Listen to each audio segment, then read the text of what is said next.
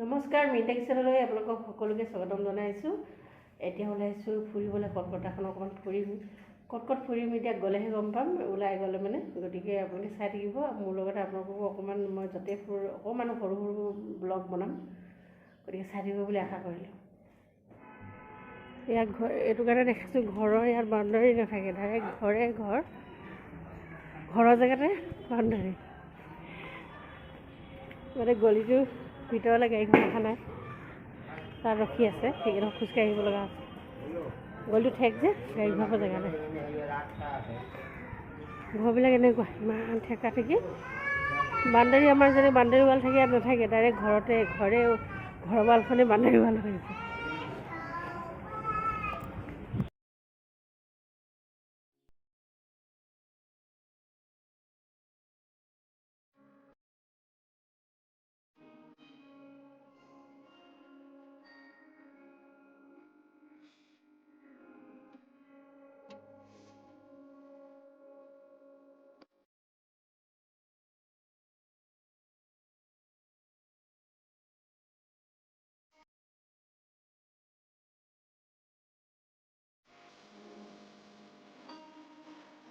এয়া হৈছে আমাৰ গুৱাহাটী যেনে চিটি বাছ, এয়া কলকাতা চিটি বাছ হয়।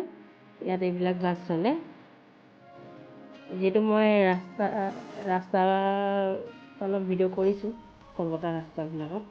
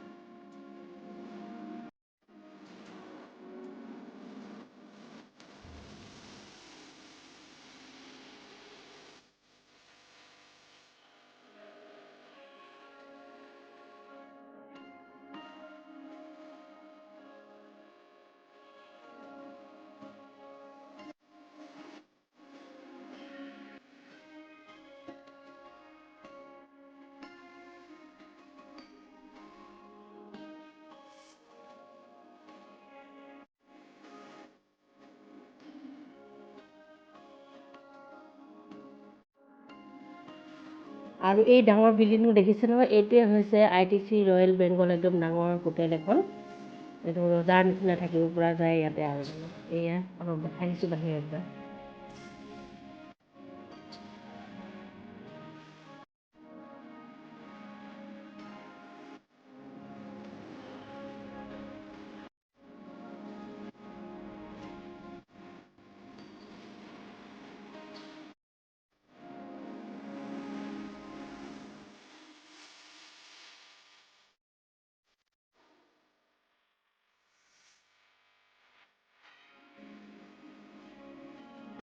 এয়া আহি আমি ভিক্টৰিয়া মেমৰিয়েল পালোঁ, আৰু আজি প্ৰথম ভিক্টৰিয়া মেমৰিয়েলকে চাম।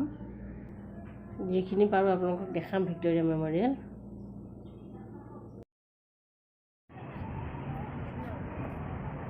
ভিক্টোৰিয়া মেমৰিয়েল এই নৱেম্বৰ মাহতো ইমান ৰ'দ নহয়। আমাৰ ছোৱালীজনী টিকেট কৰিব গৈছে, মই এনেই বাহিৰৰ পৰা আনে অলপ খাইছোঁ। বাহিৰৰ পৰিৱেশটো পূৰা ৰ'দ দেখিছেনে? মই মোবাইলত একো দেখিয়ে পোৱা নাই, এনেই আন্দাজ কৰি উঠাই আছোঁ।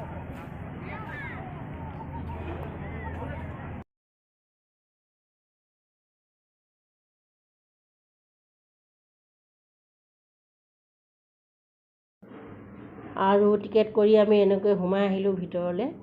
এয়া চাওকচোন, ইমান ধুনীয়া লাগিছে, মানে লণ্ডনৰ বিল্ডিংবিলাক এনেকুৱা দেখাত। ইয়াত আহি তেনেকুৱা লাগি গৈছে একদম।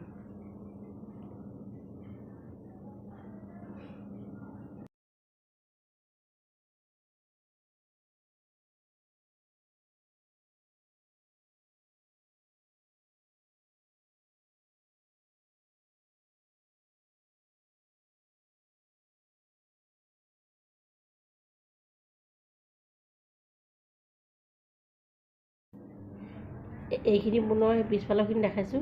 আমি গোটেই ৰাউণ্ড মাৰিছোঁ। আমি মানে পিছফালৰ পৰা সোমালোঁ, কিন্তু আকৌ সন্মুখৰ ফালে আহিছোঁ। গোটেইটো ৰাউণ্ড দি লৈছোঁ আৰু।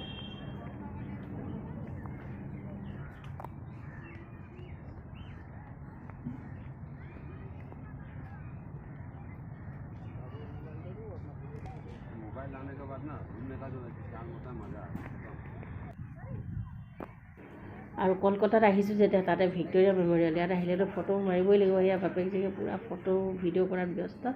ময়ো নিজৰ কামত ব্যস্ত, ভিডিঅ' আপোনালোকৰ কাৰণে বনাইছোঁ।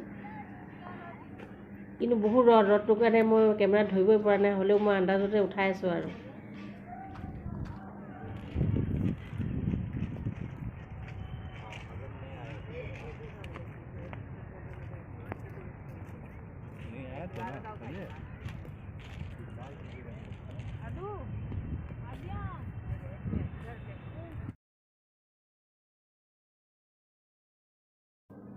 আৰু এনেকৈ আমি এতিয়া ভিতৰলৈ সোমাই আহিছোঁ। আৰু ইয়াত লিখা আছে সোমবাৰে বন্ধ, মানে সোমবাৰে আহিলে বন্ধ পাব।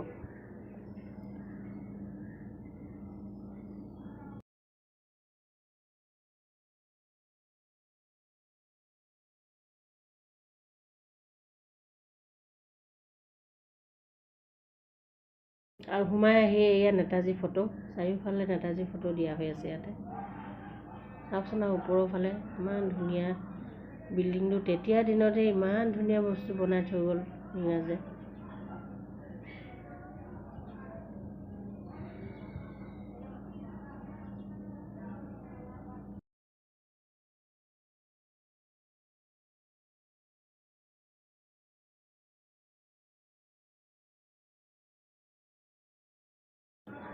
চাওকচোন, ওপৰত দেখাইছোঁ মই, এনেকুৱা ধুনীয়া, নিজ চকুৰে চালে যে আৰু ভাল লাগিব।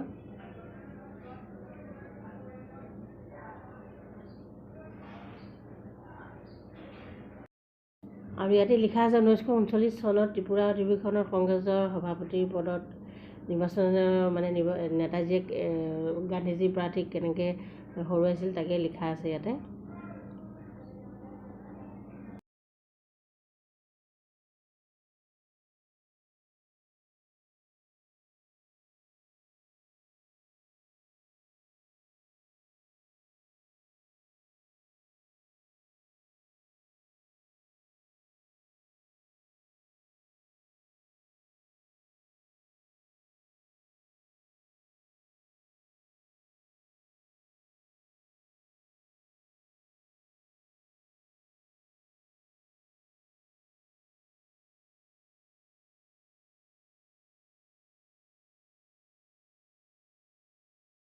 এইটোৱে হৈছে ভিক্টোৰিয়া মেমৰিয়েলৰ সৰু মানে ছবিটো, আৰ্হি আৰু এইটো আকাৰতে ভিক্টোৰিয়া মেমৰিয়েল বনোৱা হৈছে। ইয়াতে সেই সৰু ছবিটো দিয়া হৈ আছে।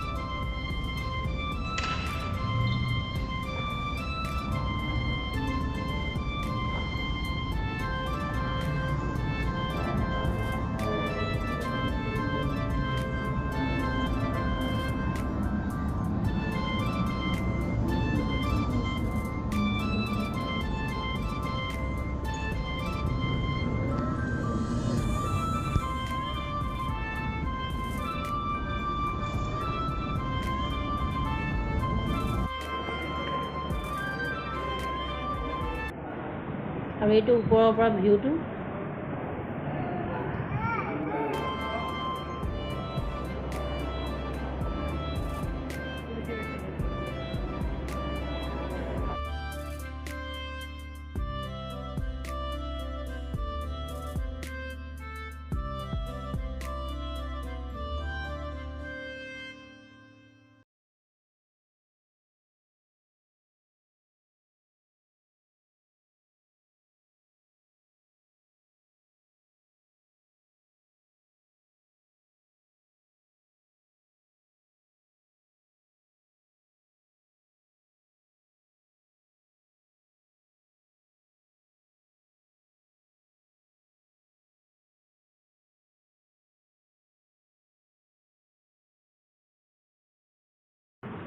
ইয়াতে বন্দে মাতৰম গোটেইটো লিখা হৈ আছে আৰু এইবোৰে হৈছে বন্দুক ইংৰাজে ব্যৱহাৰ কৰা এইবিলাক বন্দুক এতিয়াও কি ধুনীয়া হৈ আছে গুলি সৈতে আছে একদম এইবিলাক গুলি এতিয়াও বন্দুককেইটা একদম চিকচিকীয়া হৈ আছে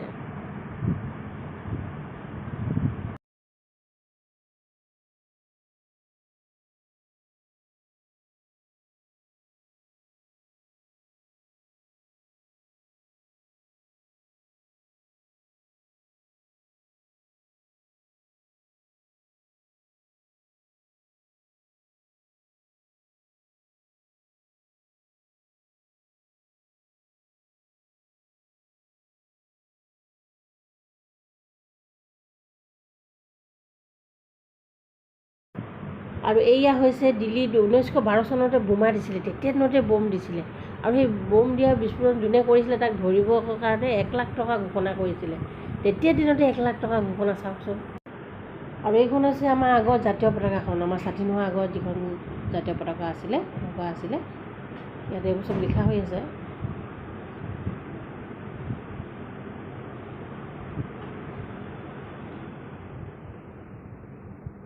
আৰু তাৰ পাছৰ জাতীয় পতাকাখন এখন আছিলে আজাদ হিন্দ বুলি লিখা আছিলে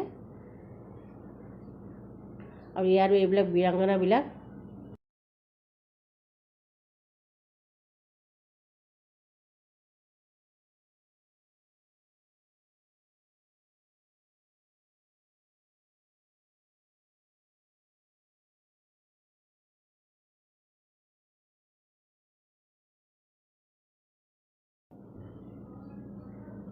আৰু এইখন আমাৰ জাতীয় পতাকাখন কিন্তু সেই যতটো জেগাত এতিয়া স্তম্ভ হ'ল এইখনেই আমাৰ জাতীয় পতাকা